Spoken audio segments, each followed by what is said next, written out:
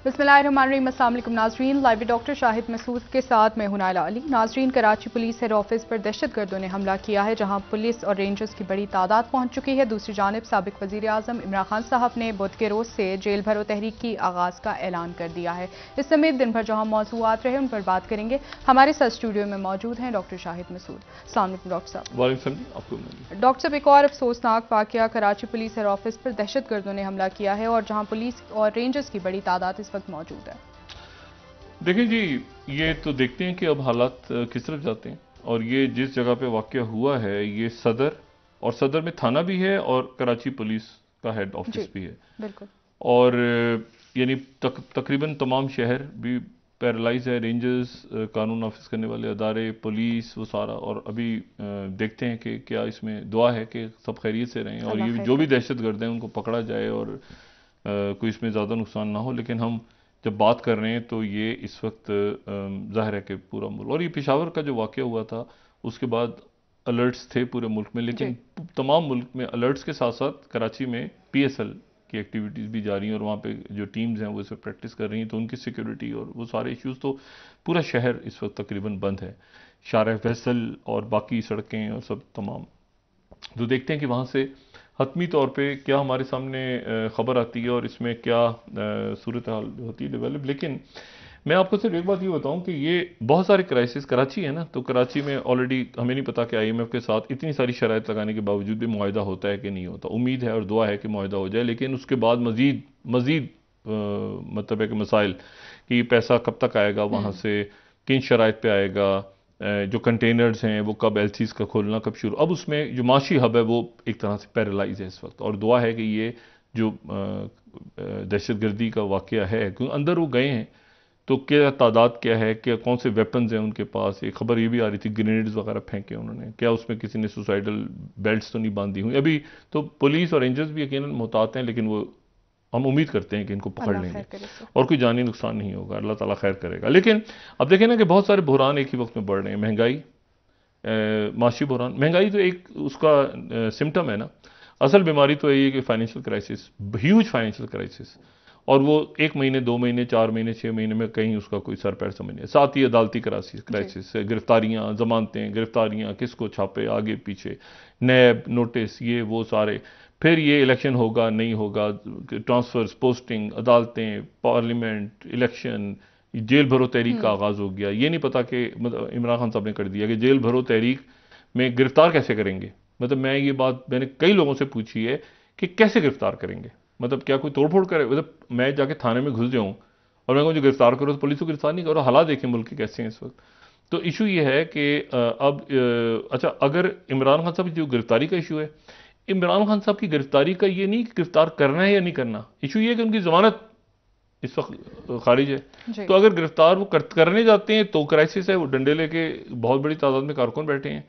और अगर नहीं गिरफ्तार करते तो एक अजीब सी मतलब रियासत की रिट वाला हिसाब है ना, हुकूमत की रिट भी खत्म हो गई कि भाई आप गिरफ्तार ही नहीं कर सके। भाई पुलिस ने तो मतलब देखें ना, पुलिस गई घूम घाम के आ गई तो रात को, तो वो अब वो भी बहुत बड़े चीज। मुल्क के हालात देखें आप, क्राइसिस इतने बहरान हैं कि उन बहरानों में अभी वीकेंड आ गया और जो जमानत है वो उनकी नहीं है गालिबन पीर के रोज तक।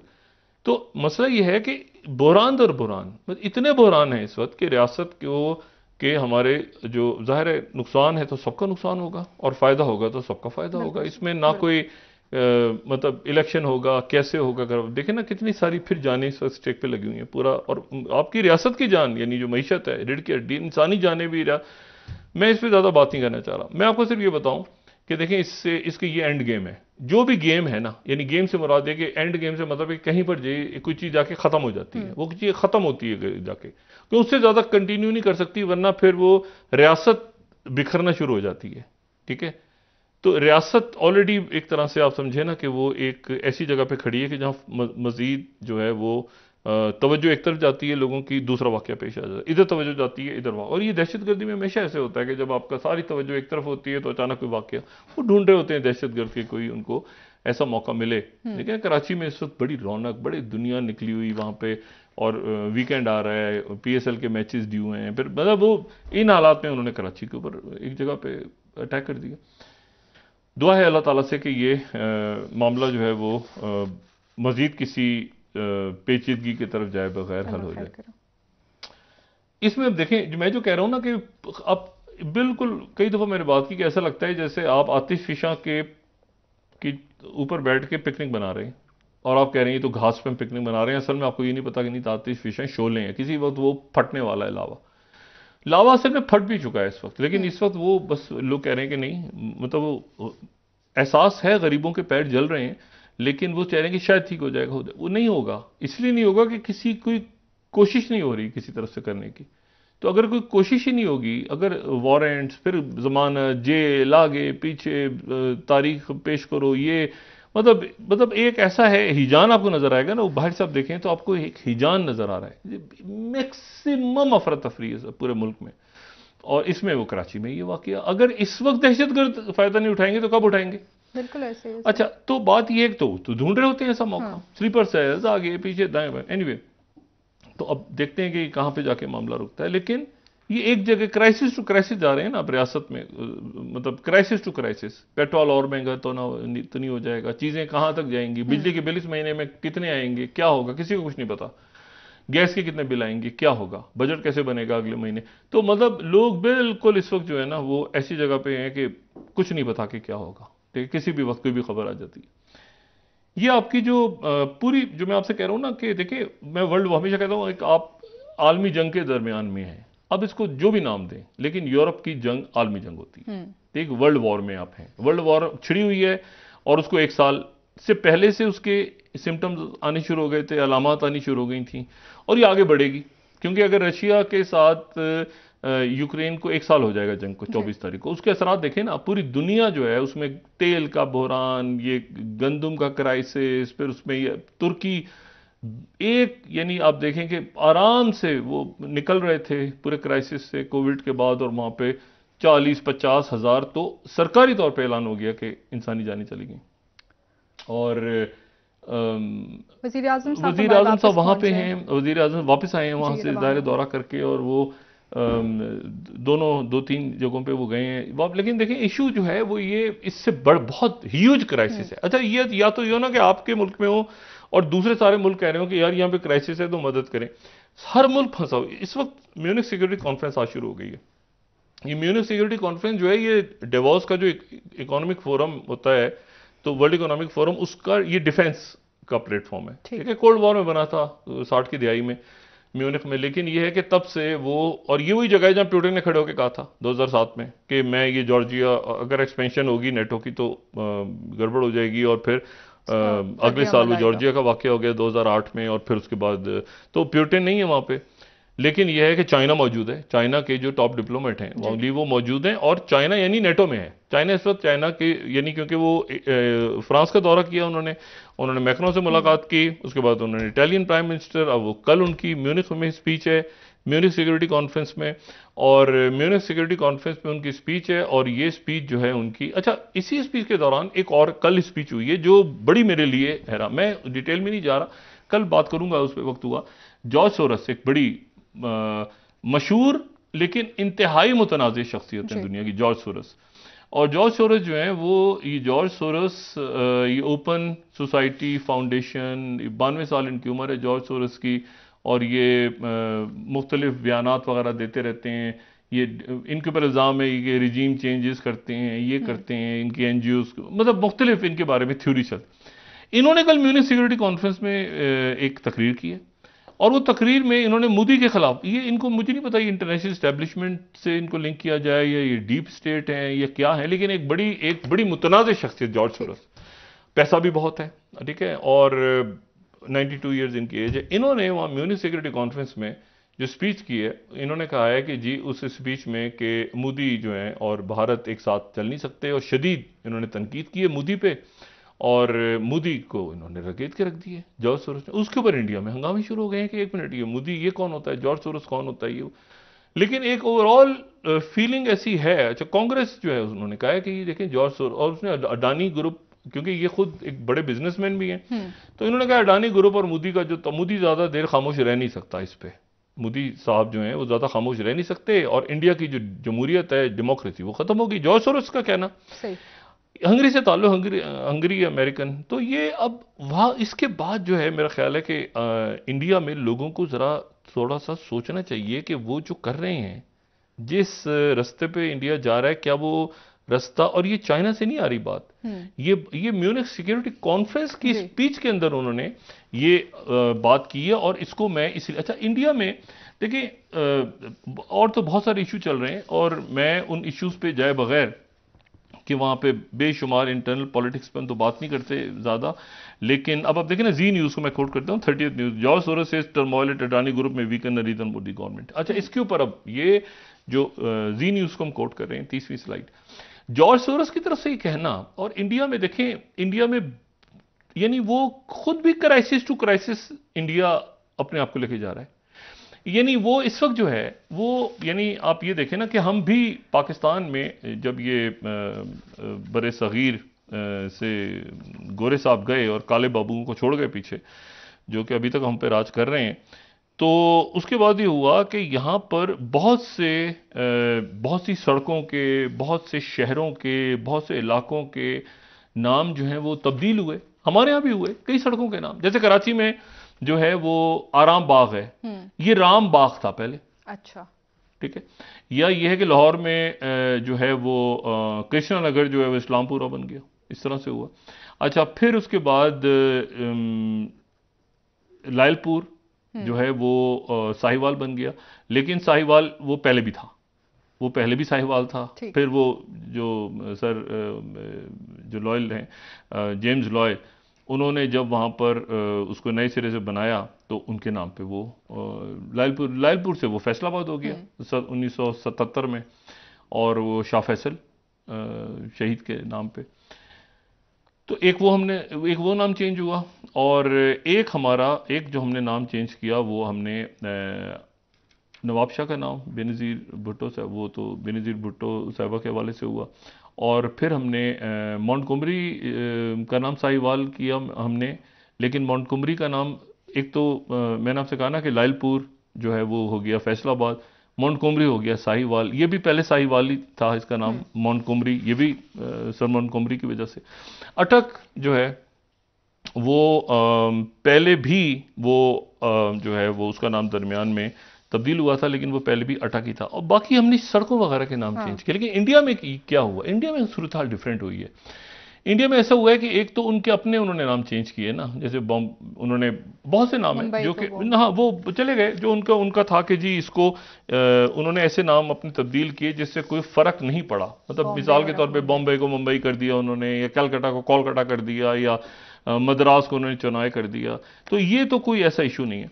लेकिन इशू ये है कि वो जब इस्लामी नामों को, या ऐसी जो तहजीब जिसका कोई ताल्लुक नहीं है, मतलब जिसकी कोई वजह नहीं है कि तब्दील किया जाए, तो वो वहां पर उन्होंने अब लखनऊ का नाम वो तब्दील कर रहे हैं, और उसको लक्ष्मण पुर या लक्ष्मण पता नहीं, उसका कोई नाम मुख्तलिफ नाम उसके, लक्ष्मण नगर, लक्ष्मणपुर भी, लक्ष्मण नगर भी, लक्ष्मणपुरी भी, मतलब मुख्तलिफ नाम।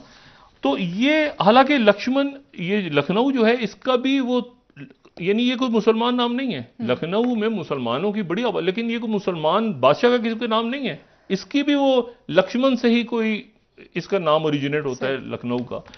लेकिन ये है कि वो एक ऐसी बात है कि उसको अगर आप नाम उसको बदलते हैं और उसका लक्ष्मण नगर, तो एक ऐसी, और ये मामला मुस्तकिल चल रहा है, ये मामला मुस्तकिल तौर पे चल रहे हैं। और देखिए यहाँ पर ये हुआ था ना कि जब ये डेविडियन कौमें आई थी, डेविडियन कौमें यहाँ पे, जो कि हम पहले भी बात कर चुके हैं, जो ये जनूबी भारत और ये श्रीलंका और पाकिस्तान यहाँ पे जो, और दुनिया के दूसरे इलाकों में भी, और ये वही हम लेके जाते हैं नूह अलैहिस्सलाम की औलाद से, पहले भी बात कर चुके। जो डेविडियन ज़बानें बोलने वाले हैं ना, तो वो शहरों के नाम के आगे वो कोट लगा देते हैं, कोट। अच्छा। जैसे सियालकोट, सही, ठीक है ना, या वो लगाते हैं वाली, वाली, जैसे मियाँ वाली, मतलब वाली, ठीक है ना, उनके ये वो लगाते हैं। अच्छा, तो और इसी तरह से मुख्तलिफ शहरों के ऊपर आर्या कौमें जो हैं, जो आर्यंस हैं, वो जब यहाँ पे आते हैं तो वो शहरों के आगे लगाते हैं देश, जैसे बांग्लादेश, देश उनका है, ये आर्यंस का एक लफ्ज निकलता है, या पिंड, मुख्तलिफ पिंड, या गढ़, ये आर्यंस के अल्फाज हैं, आर्यंस के बसाए हुए जो शहर हैं या आगे उनकी जो, ये उनके फेवरेट। और इसी तरह से जो पर्शियंस हैं, पर्शियन जो फारसी, ये अरबी बोलने वाले जब कौमें यहाँ पर आई तो उनकी तरफ से फिर निकला बंदर, ठीक है, बंदर अब्बास जैसे वहां पे है, या दश्त, या मज़ार, मज़ार शरीफ, या फिर शहर, ये फारसी के अल्फाज हैं, या गंज, या बस्ती, या नगर, या डेरा, या स्थान, ये सारे उनके अल्फाज हैं, ठीक है, या आबाद, ये सारे वहां से अल्फाज निकलते हैं। देखिए अक्सर शहरों के आगे पीछे ये अल्फाज लगे होते हैं। तो इशू ये कि वो अब उन्होंने ये जो नाम है, ये नाम उन्होंने बदलने शुरू कर दिए। अच्छा, पहले उन्होंने जो है इलाहाबाद, अब इलाहाबाद जो है, इलाहाबाद यानी जवाहरलाल नेहरू का शहर, और वहाँ पर अमिताभ बच्चन जैसे लोग जो पाकिस्तान में भी बड़ा वहाँ से जो है, मतलब, लेकिन ये कि वो अब एक ऐसी जगह चली गई है वहाँ पर। मैं आपको सिर्फ ये बता रहा हूँ कि इसको जॉर्ज सोरोस का जो स्टेटमेंट है ना, जॉर्ज सोरोस के स्टेटमेंट को मैं लाइट बिल्कुल इसलिए नहीं ले रहा कि इसका मतलब है कि दुनिया जो है वो इंटरनेशनल इस्टेब्लिशमेंट जो है, ये मैं यहाँ पे फाइनेंशियल टाइम्स को कोट कर रहा हूँ, 28वीं slide, Gautam Adani's woes will spur democratic revival in India, George Soros says. ये म्यूनिख सिक्योरिटी कॉन्फ्रेंस में 28th स्लाइड है, ठीक है। अच्छा, और उसके बाद इसी को जी न्यूज भी हमने कोट कर दिया था पहले के अदानी के हवाले से। अच्छा, अब इशू ये है कि ये इसका नाम लक्ष्मण नगरी या गाजीपुर का नाम बदल दें, और ये इनको एक बात का इल्म होना चाहिए, और मुझे नहीं पता कि इंडिया में इसको क्यों एक कहते हैं ना कि अना का मसला टाइप चीज उन्होंने बनाई हुई है, कि वो ये कह रहे हैं कि जी इस पूरी पिक्चर में अगर नाम बदलने से कुछ भी हो जाए। एनपीआर देखें अमेरिका का क्या कह रहा है, जो 11वीं स्लाइड है, India is changing some cities names and Muslim fear their heritage being erased. और वॉशिंगटन पोस्ट ये कह रहा है, ये पिछले जब से ये नामों के चक्कर में लगे, why do I fear to go out in my country in Modi's India rising unease among Muslims. Washington Post ये कह रहा है, Modi's India is a living nightmare for Muslim. New York Times कह रहे हैं, India name is really just a name. अच्छा, तो अब बात ये सारी कि हिंदुस्तान टाइम्स क्या बता रहा है कि नेम ऑफ भोपाल इस्लाम नगर, ये कुछ अर्से पहले के हैं, ये अभी आज के नहीं है, ये मुस्तकिल नामों पे चल रहा है दुनिया में इशू, लेकिन उसके नतीजे में इस्लाम नगर का जो नाम है वो बदल के जगदीशपुर रख दिया। अब इशू ये है कि अब time magazine, bulldozers have raised my home and broken the back of India's Muslim does the world care. ये टाइम मैगजीन, ये और कुछ अरसे से जो नाम एक बड़े इशू होते हैं ना, किसी बैठे नहीं तारीखी। देखिए हमारे यहाँ सर गंगाराम हॉस्पिटल है अभी तक, हमारे यहाँ बहुत से, मतलब ये इस तरह नहीं होता। मैं जिस कॉलेज में पढ़ा हूँ डीजे साइंस कॉलेज है कराची का, तो मतलब उसमें ऐसे नहीं कि आप मतलब आप बगैर वजह के आप शहरों के नाम बदलने शुरू कर दें। अच्छा, और फिर बीबीसी कह रहा है, is India waging a war on Islamic names, मतलब ये जो चौथी स्लाइड। और फिर गार्डियन कह रहा है, Hindu nationalist led state changing Muslim name of Indian city. अच्छा, उसके बाद इंडियन एक्सप्रेस का इलाहाबाद का क्या नाम रख रहे हैं, परयागराज। अच्छा, Prayagraj ji. Indian Express 20 cities that change their names. Issue ये है, मैं जो बात बार बार कह रहा हूं। अच्छा, उसके बाद मुगल सराय का नाम चेंज कर दिया जनाब, मुगल सराय, उसका नाम एक और कुछ रख दिया इन्होंने, पॉलिटिकल स्टॉर्म। ये कुछ अरसे से चल रहा है मुस्तकिल। अच्छा, अब इशू सारा ये है कि ये वो इशू चल रहा है, अडानी ग्रुप का क्राइसिस अपनी जगह चल रहा है, लेकिन उसमें अगर आप देखें ना कि यानी एक है कि मूडीज ने ये कह दिया, जो किया, वॉल स्ट्रीट जर्नल ने कह दिया, अभी तक ये बात जो जॉर्ज सोरोस ने की है, जॉर्ज सोरोस जो है वो एक, मैंने कहा ना कि एक ऐसी पर्सनैलिटी जो पूरी दुनिया में इन्वेस्टमेंट रिजीम, जो कई उनके ऊपर एलिगेशंस लगते हैं, कई रोल हैं ओपन, मतलब रिजीम चेंज, जब गवर्नमेंट्स आगे, मतलब उनका मैसेज अगर जाता है तो एक इंटरनेशनल स्टैब्लिशमेंट का मैसेज होता है किसी को। वो कह रहे हैं कि मोदी और इंडिया और अदानी ये एक साथ इंडिया में, कभी भी मोदी जो है वो नहीं, वो इस तरह बात देखिए, उन्होंने रशिया के ऊपर भी बात की स्पीच में, उन्होंने ये भी कहा कि अगर रशिया को डिफीट हो गई और रशिया उसके बाद कोलैप्स हो जाएगा, उन्होंने इसे, लेकिन मोदी का जिक्र करना अडानी ग्रुप का म्यूनिख सिक्योरिटी कॉन्फ्रेंस में, जहां पर तमाम दुनिया जॉर्ज सोरोस की स्पीच सुनने के लिए, देखिए जॉर्ज सोरोस, मैंने आपसे कहा ना कि एक पाकिस्तान में भी लोगों ने 10,000 दफा नाम सुना होगा, जॉर्ज सोरोस की तरफ से मोदी को रगेत देना इंडिया के साथ और अडानी, इसका मतलब है कि कोई ऐसा इशू बड़े लेवल पे है जिसको इंडिया ने देखना है कि ये हमारा ये हम कहाँ लेके जा रहे हैं और ये क्या हो रहा है। डॉक्टर साहब ब्रेक एक ले लेते हैं, वापस आके बात करेंगे मजीद। नाजरीन यहाँ पर एक ब्रेक, हमारे साथ रहिए।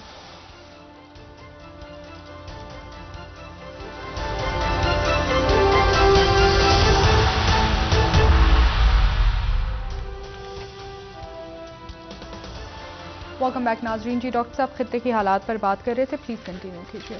देखिए पहले तो पाकिस्तान से वापस आते हैं ना, एक तो मैंने बात की कि मैं अभी तक इसको कोई वजह पता नहीं क्या, ये जब से अडानी ग्रुप का मामला हुआ है ना और इंडिया के ऊपर चाइना के साथ तो उनकी चल रही है ना, जिसको आप कहते हैं कि जंग है, प्रॉपर लॉन्ग टर्म जंग है, वो आप भूल जाएं कि यहां पर इंडिया और चाइना की जंग एक मतलब नेवर एंडिंग वॉर है ये। अच्छा ये चलती रहेगी, ये चल रही है। ये जो सरहदों की और जमीनों की जो लड़ाई होती है ना, ये खत्म नहीं होती, ये हमेशा रहती है।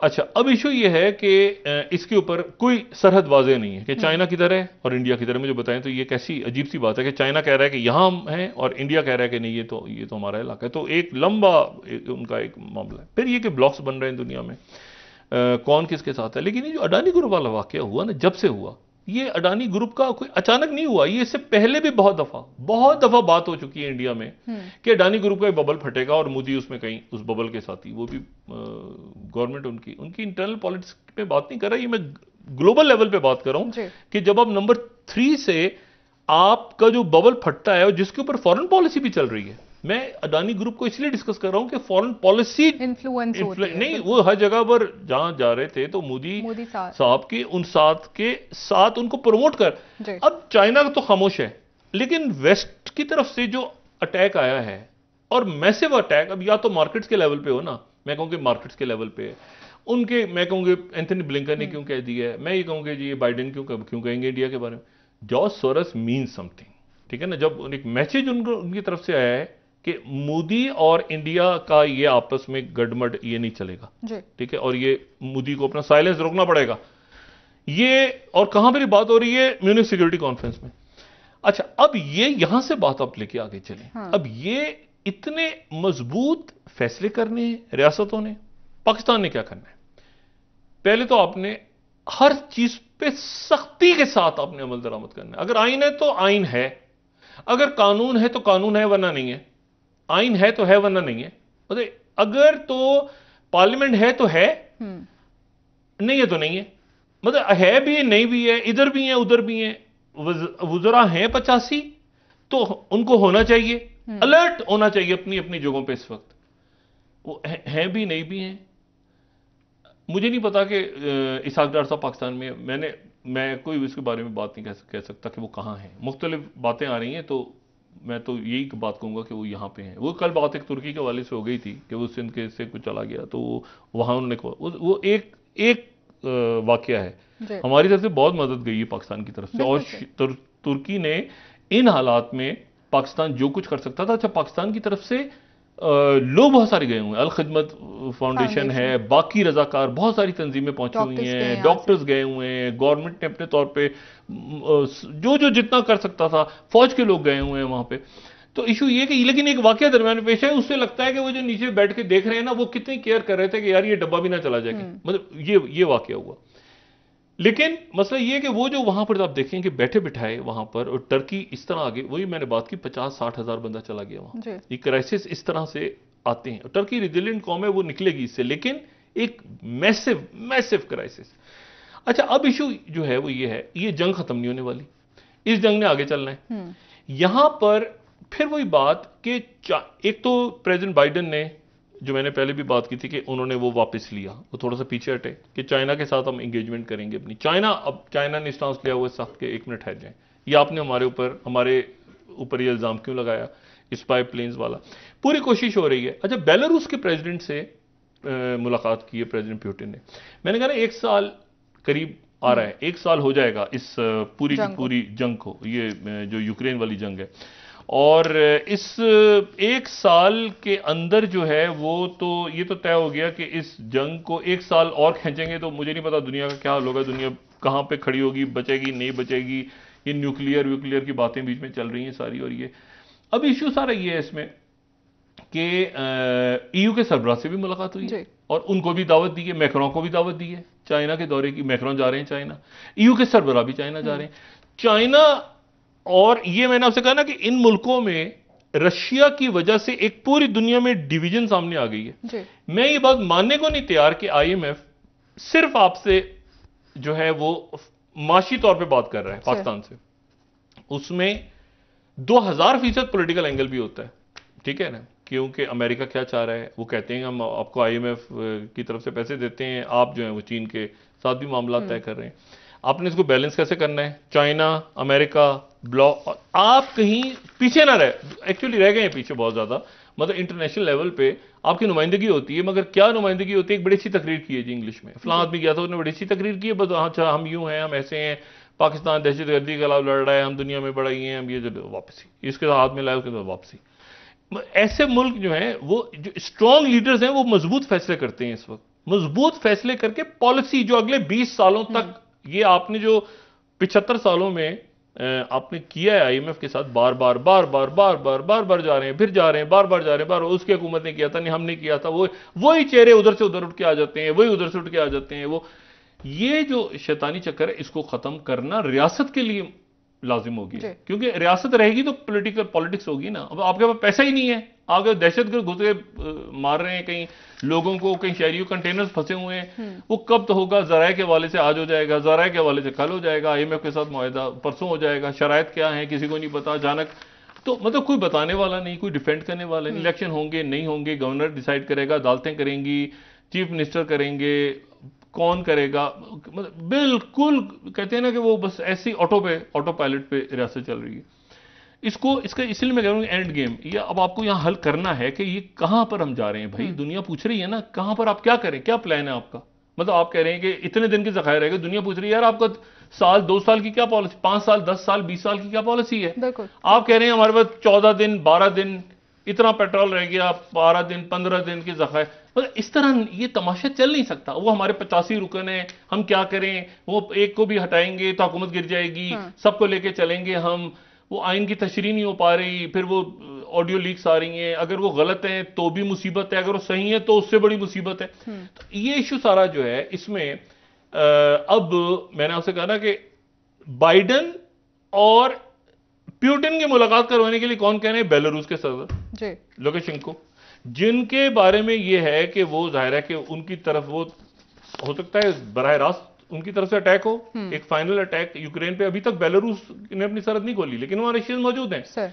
तो रशियंस तो आ रहे हैं और एक तरह से वो ऐसी जगह पे ले गए हैं सारे मामलों को। प्रेसिडेंट बाइडेन ने कहा है कि मैं प्रेसिडेंट शी से बात करना चाहता हूं, मैं करूंगा इसको, मतलब उन्होंने, लेकिन बात वो ये सारी कि इस पूरी पिक्चर में आप देखें ईरान चाइना से होकर आ गए, इब्राहिम रईसी, वहां पर जो स्पीचेज हो रही हैं वहां पर फ्रांस अपनी अगले कई सालों की पॉलिसी तय करेगा। इससे कतई नजर कि मैक्रों होते हैं नहीं होते, इससे कतई नजर कि वहां पर कौन होता है, वो मुल्क पॉलिसी आपके मुल्क में ये तय नहीं हो पा रहा कि इलेक्शन कराने नहीं कराने या कब कराने, किसने करे, इलेक्शन को भी छोड़, ऐलान कौन करेगा, गवर्नर करेगा, इलेक्शन कमीशन करेगा या सुप्रीम कोर्ट करेगी। बहुत शुक्रिया डॉक्टर साहब, प्रोग्राम का वक्त खत्म हो रहा है। नाज़रीन कल इंशाल्लाह दोबारा आपसे मुलाकात होगी, मुझे नाला अली को इजाजत दीजिए, अल्लाह हाफ़िज़ जी डॉक्टर साहब। अपना दोस्तों रिश्तेदारों को सबका ख्याल रखिएगा, अल्लाह हाफ़िज़।